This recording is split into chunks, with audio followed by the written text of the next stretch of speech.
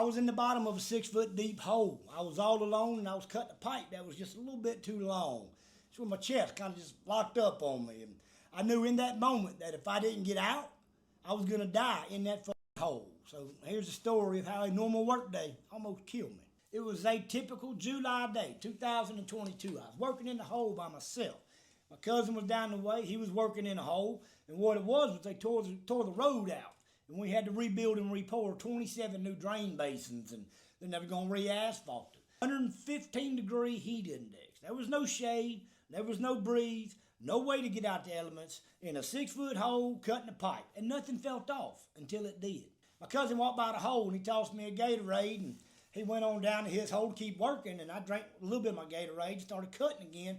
And that shit hit me out of nowhere. A perfect square in the middle of my chest, like a gorilla's fist was just pushing on it as hard as he could. And I didn't know what was wrong, but I knew something was wrong, and I needed to get out of the hole. I don't remember climbing out. I do remember once I was out, I couldn't breathe. I had very, very, very shallow breaths is all I could get out. And it was enough air for me to holler his name out. And I made my way to my truck, 40, 50 feet away. And the last thing I remember was seeing him look at me, opening my door and falling into my truck. And then I blacked out. I remember coming to the first time, and I guess I wasn't out for a while, but my cousin was standing in the truck door, and all the air and energy I had, I told him, call 911. Instead of using the phone that he had in his pocket, he decided to go, there was a strip mall in his parking lot next to this road. He decided he was going to go to the urgent care in the strip mall and see if they could help. So he went in there. They wouldn't help me. I was not a patient. I was not in their building. I was in the parking lot. They would not even come out to check a vital, see if I was alive or anything. But they were willing to call 911. Now, let me explain to you how this went down. As my cousin took off, I had no clue where in the hell he was going. I slumped back in the seat between the two seats. My head was upside down. I was looking out the back passenger window. All I could see was my cousin running across the parking lot. No phone in hand, no nothing, just him running. And that was the first time during this event that I actually thought, I'm going to die in this fucking parking lot. I'm guessing I blacked out again. I never saw him go into any building or anything. But the next thing I remember was him standing in the doorway telling me that they weren't going to help me, but they called 911. I was in and out tunnel vision. I'm pinhole and then come back, pinhole and come back. And that's when everything dawned on me. That's when emotions kicked in. And in my mind, it was my 5-year-old daughter and my 7-year-old son and my wife, not knowing if I was ever going to see them again. And I thought I was going to fucking die right there in the parking lot. And I don't know how long I thought about all that, but it was so much shit of them and not going to see her grow up, not going to see him play ball.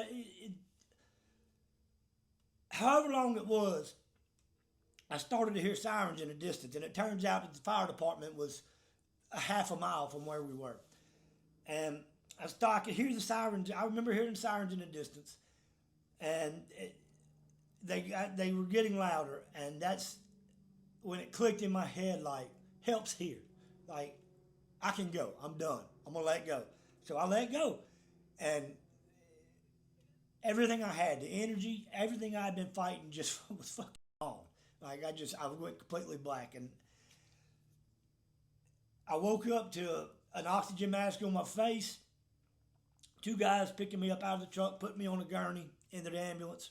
And then I remember bits and pieces of the ambulance ride. But we got to the hospital at the emergency room. And somehow, when the back doors opened to the ambulance, my mother, my father, my 2 sisters, my brother-in-law, niece, nephews, and both kids were standing there at the back of the ambulance. How they beat an ambulance to the hospital, I will never know.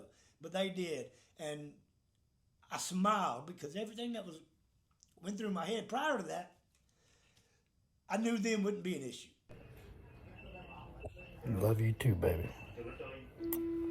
Once they got me in there, they ran all the tests, and my troponin level was elevated, and so they have to run another one, and if it elevates again, then they'll admit you, and then they'll keep running it. And I'm not medical, but it gives them signs or tells them that there's something wrong cardiac-wise. Well, I was diagnosed with cardiac rhabdomyolysis, which basically my muscles were starting to break down. And it was poisoning my system from the heat and from the strain. So I was admitted in the hospital, stayed a couple of days. They ran more tests and just shit all through my body and everything, got let go. And when I tell you that I went from working 10, 12-hour days, every day heat, my entire life, never bothered me, the recovery process from that alone, I was out of breath getting out of bed and walking to the kitchen. I couldn't make a full lap walking around the backyard. Weeks, 4, 5, 6 weeks it took trying to get laps in the backyard. I mean, it brought me down that hard. And months before I even thought about going back to work, because I couldn't. And when I finally did, I was able to work 30 minutes. And then I'd have to take a break. And I took a break however long I needed to take a break, whether it be 30 minutes or 45, an hour, it did not matter, until I felt okay. I'd work 30 minutes. I started drinking water.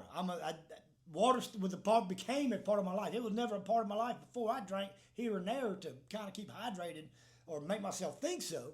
But from that point forward, it became part of my life. I don't even know how long it took, but it was over 6 months before I could work an hour, take a little break. But I was fighting. I was getting tunnel vision. I was getting dizzy. I'd have to come down to my knees, and just let shit get right.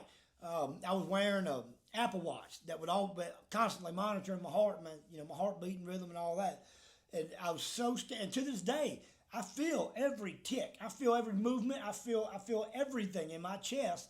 And for a split second, I get this panic and this fear, and especially with like the bubble that you can get in your chest sometimes. I go straight into panic fear mode for a split second, and I'm like, chill. For somebody that has worked in those elements and those conditions entire life, never a problem, never any hiccups. I mean, I had stamina, 12 hours a day, 7 days a week, all year long. Shit has never bothered me.